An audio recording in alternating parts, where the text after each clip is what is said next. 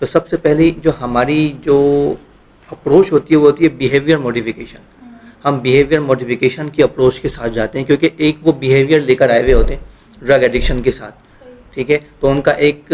Addictive behaviour ہوتا ہے جب وہ ڈرگ ایڈکشن کے ساتھ آئے ہوئے ہوتے ہیں. یہاں ہم ان کو سکھاتے ہیں کہ اپنے اس بیہیویئر کو موڈیفائی کیسے کریں گے ود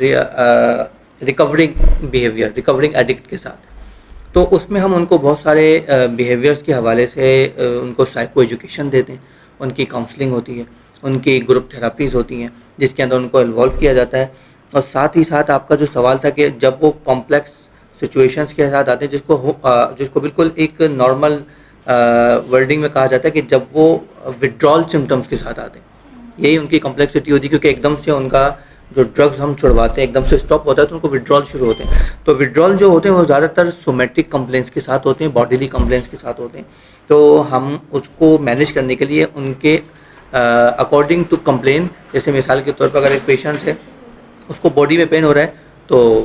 اس حساب سے اس کو میڈیکیشنس ملتی ہے. اگر وہ ود سائیکوسس ہے, کچھ ایسی ڈرگز ہیں کہ جو سائیکوسس بھی ان کے اندر ڈیولپ کر دیتی ہیں تو اس حوالے سے ان کو اینٹی سائیکوٹک دی جاتی ہے. کچھ کے ساتھ ایسا ہوتا ہے کہ وہ باڈی کمپلین مختلف ہوتی ہیں کہ کسی کو بخار ہوتا ہے, کسی کو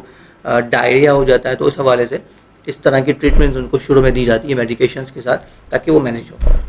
تو اس کے بعد پھر جب وہ ان کے یہ وڈرال سمٹمس کمپلیٹ ہو جاتے ہیں, آلموسٹ جو آئیڈیلی ہے وہ 2 ویکس کے اندر وڈرالس کمپلیٹ ہو جاتے ہیں, تو اس کے بعد پھر ان کو بیہیویئر موڈیفیکیشن کی طرف لاتے ہیں. اس سے پہلے نہیں آ سکتی کیونکہ وہ